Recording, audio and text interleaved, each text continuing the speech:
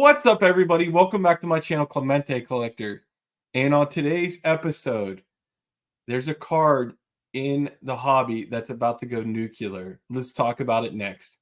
Batting third, playing right field, number 21, Roberto Clemente. Official change for Major League Baseball is now incorporating the statistics of Negro League players into its historical records, and a shift in the official MLB stats caught my eye today. Thanks to decades of meticulous research by volunteers and a 3.5-year process to integrate those Negro League stats, Josh Gibson is now the Major League's all-time career leader in batting average, surpassing Ty Cobb. Gibson also replaces Babe Ruth as the career leader in slugging percentage and on-base plus slugging. So the baseball world has been rocked by this news, and obviously the player that stands out the most is Josh Gibson. And Josh Gibson has very few cards in the hobby. The crazy thing about all this is 2 days prior to the big news that nobody expected, one of my closest friends, Adam from Splendid Sports Cards, picked up a card that I think is going to go nuclear. So let's look at that clip from Adam right now, because I can't even explain the importance of this card like Adam can. So let's check it out. I remember seeing these cards when I was a kid and just thinking they were really cool. And then, I don't know, they're not like the hardest cards to find. You can find them. I think they made about 1,500, they said, a print run of 1,500 of each one. So here we go. This is the 1974 Laughlin Old-Time Black Stars, Josh Gibson. This is, so number one, Josh Gibson, as you may know, just doesn't have many cards at all. I mean, he doesn't have any playing days cards. And then the Tolateros is obviously extremely rare and expensive card. So that one's out. And then I remember seeing this set when I was a kid multiple times and just thinking how cool they were. You know, an artist, Laughlin, made these cards, and here's the back. Josh Gibson, man, when I was a kid, I remember reading books on, you know, it would be books on all-time legends like Babe Ruth and Gehrig and Mantle and Ty Cobb and all the greats, and they would have write-ups. And then I remember, like, at the end of the book, they would show write-ups of guys, you know, from the Negro Leagues that never got a chance, like Josh Gibson. And I just remember reading, like, he was Babe Ruth. You know, he was better than Babe Ruth. He hit home runs further than Mickey Mantle. He hit more home runs than Babe Ruth. And he was also a catcher. So I remember just, you know, loving the story and obviously wishing that Josh Gibson got a chance to play in the majors, which he never did. But always wanted a card of his. There's the 80s card, the Baseball Immortals, that's another one that I'm not sure why I haven't gotten that one yet.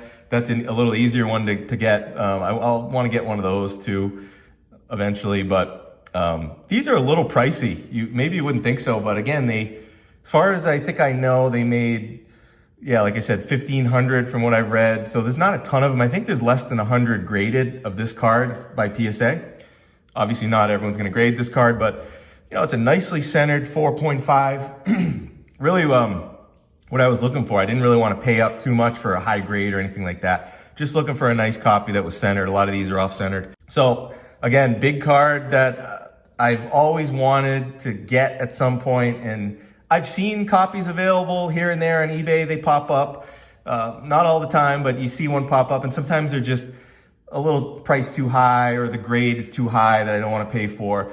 But this one was perfect because it was right in that range where, for me, you know, a nice looking copy centered right to left and looks good. It's a vintage card. It's obviously post playing days, but he doesn't have any playing days cards, and it's a 1974.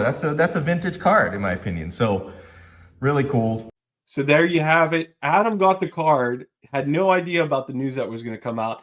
And I want to show you guys what it looks like on eBay right now with this Laughlin's card from 1974. All right, so there are only 4 1974 Laughlin's Josh Gibson cards on eBay right now.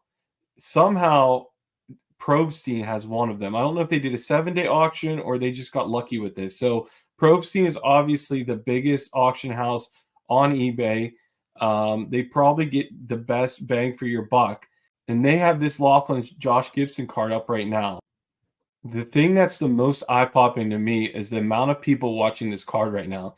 This card currently has 215 watchers, and a lot of it to me has to do with people wondering how high this card's going to go. But obviously, there's a lot of people bidding because it's already at $1,275 for an ungraded copy. It looks pretty good to me. I don't know. Did he actually put in here? Here's the back of it. Did he actually put in here what he felt the they did say near mint or better. So it's a really good looking copy, but I'm going to show you in a second why that price is crazy with 3 days left. So let me actually go to the other listing right now. All right, so we got an SGC 6 for $420 already, and we still have 9 days left to go. This is a great looking copy of this card. I personally would be shocked if the Probstein card got a better grade just with how harsh grading is right now. But it's at $420 right now. And that's on 4 sharp corners, which is obviously a big time seller on eBay. So we have a raw one here. The buyer wants $4,000, 19 watchers. And then we have this one here. It's a PSA 8. They want $20,000 for it, which is ridiculous.